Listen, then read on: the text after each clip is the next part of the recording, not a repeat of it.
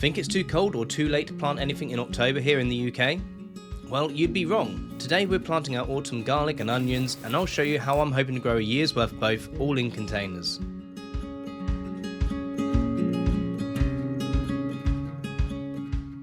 Welcome back to the Handmade Way, where we're learning to grow and make more of the things that we use every day. In this gardening vlog, I'm sharing my honest journey, the wins, the mistakes, and everything in between, as I try to grow more of our family's food, one season at a time. So yeah, the garden's looking a little better. Obviously still got the mess behind me to sort out, which I left out of laziness the other week, but so this week we're going to be putting in the garlic and the onions. I know I've already got some garlic growing and some onions, but they are pretty much grown just purely out of curiosity. They're just the stuff that I've left in the ground, and I'm just leaving nature to do its own course. But what I want to do is I want to grow enough garlic and onions to be able to do all the preserves and stuff for next year, so that all of the garlic and the onions that I use and everything that I'm doing are homegrown from the garden. Because that was the idea of the channel. It was supposed to be everything from the garden that I use in the kitchen, but the garden looks like this year.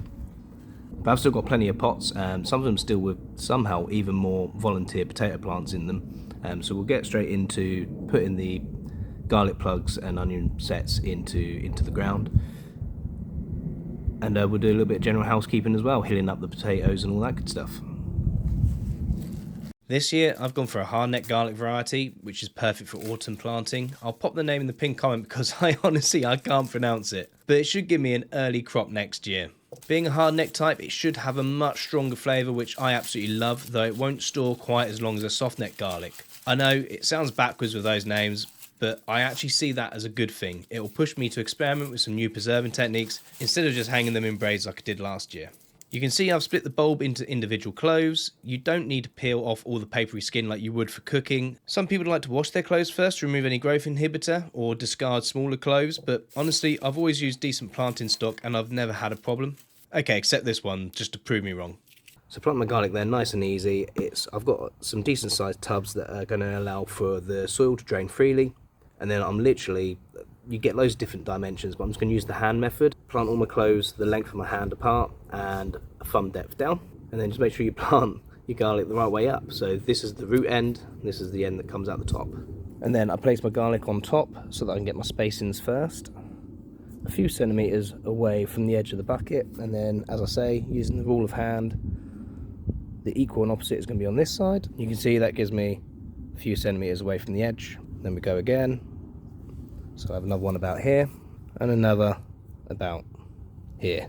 So I'm going to get about 4 cloves to one of these buckets. Now you might be tempted to overcrowd the bucket. I've done this before myself. People quite often think more is better, but all that's going to happen is they're going to compete for space, compete for nutrients, and you're going to get a worse crop. So you're actually better having less in a pot. Even if you've got really small pots, just put 1 clove in and you'll get a better result than if you try cramming in 2 or 3.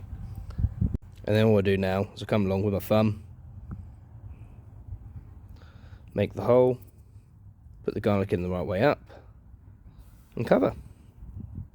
Garlics are quite, they're of the same family as onion, so they do quite like to be relatively close to the top. And the only thing that I'll do extra now for these, as they're going to be growing throughout the winter, is when I do my final cut of the grass for the front and back garden, I will put the mulch over the top here. And I've got to do that 4 and a bit more times. And I'm finally going to have to tackle the job that I've been putting off. Yeah.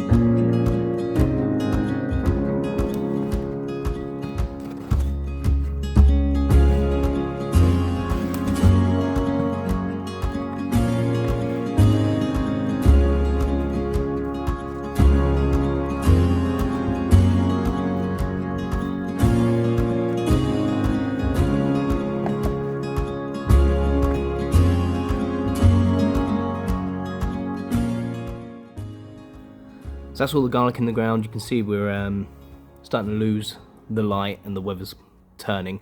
So before I start trying to do my onions, what I'm going to do, I'm going to do a bit of housekeeping. I'm going to hill up my potatoes. Usually if you're planting potatoes in the ground, you'd actually literally hill up around them. Good thing about doing them in pots, I'm just basically going to chuck a load of spare topsoil over the top, bury some of the roots, not some of the roots, some of the leaves that are coming through, some of the foliage, and yeah, get that done. And probably thin out the beetroot as well. I've not really had much trouble with blight on my potatoes so far. Maybe I've just been really lucky, but someone did mention once to me that mounding soil over the top like this, it might actually be increasing the risk of disease spreading from the soil to the leaves. So if you have got any experience with that, I'd love to hear your thoughts down in the comments. And if you are still watching, make sure you like and subscribe so you can catch the next video, and we'll see how these spuds turn out.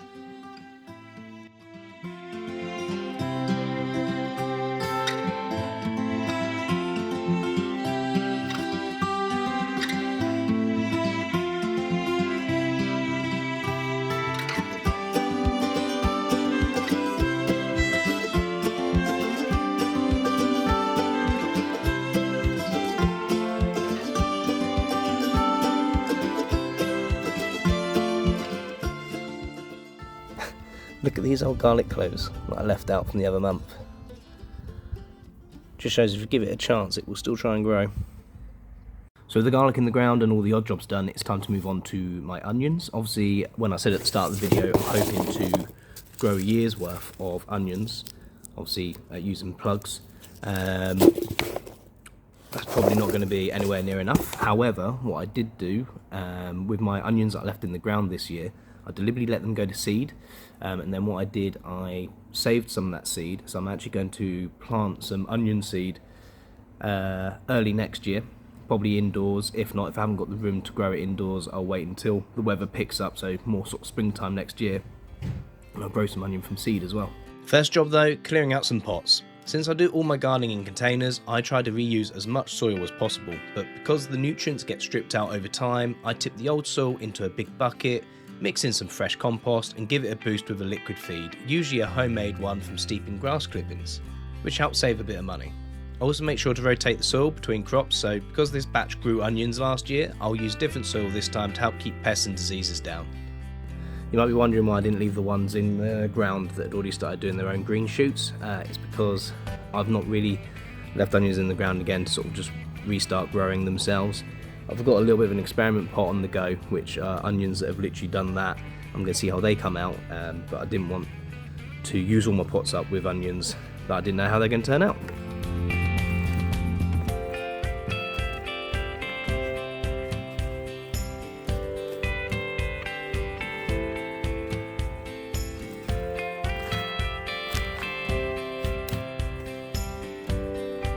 There we go, that's all my tubs ready to go. I've got a few more if I need more. The soil might not look the best, but I promise you I have put some compost mixed in it as well. It's just where some the stuff that's come to the top seems to be a lot of the stuff that I've reused. So for the onions then, I'm going to be placing mine about 4 to 6 inches apart because I want relatively medium to large size onions. You can go a little bit closer if you're growing like just the little ones that you're going to pickle. But just like with the garlic, identify bottom and top, and then I lay them on top of the ground to get a rough idea what the spacings are going to be, which that looks about right to me. And then use your finger to divot a hole, backfill, and just leave the top just about showing. So at about 4 to a tub, and this many left. I've got a few tubs to fill.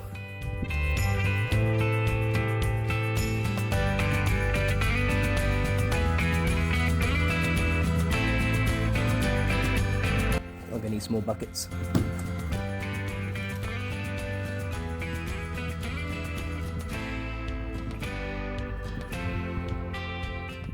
I've still got quite a few more onions to put in the ground. Fortunately, I've got a lot more pots, but what I've ran out of is decent soil. I've got a load of soil that I can reuse, but I've not got any more compost left to be able to mix into it. So I think I'm going to leave that for the onions for now, and then probably do a few more over the weekend when I can get away and get some more compost. So I'm going to water these as well and give them a bit of a plant food, or homemade plant food. It's the last of my homemade tea that you can make from grass clippings. It absolutely stinks.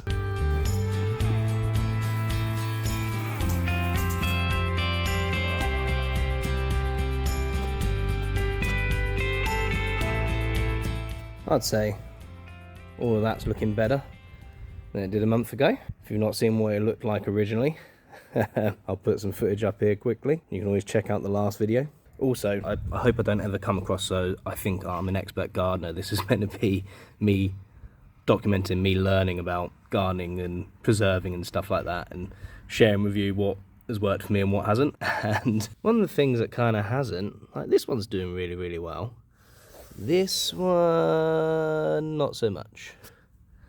And these are looking pretty dead too. Very mixed success on the beetroot thinning. I think some of that was down to I didn't just thin a lot of them. Some of them are completely removed from the ground and then tried to transplant. And I think maybe it was technically not the right time of year to be doing that. They can be transplanted, I did double check, but it might just be a little bit too cool. Basically not their optimal growing conditions anyway, and I've then gone and uprooted them. But I'll see if they bounce back, and if they don't, more room for onions. I think I'm going to leave it there for this month's video update. Next month I'm probably going to be doing more almost like a garden DIY project, something to do with the plastic greenhouse. If you want some inspiration of things that you can do with stuff that you've grown from the garden, preserves you can make, maybe you like this video up here, or YouTube think you might like this one up here. Thanks for watching, don't forget to subscribe, and until next time, keep crafting independence one skill at a time.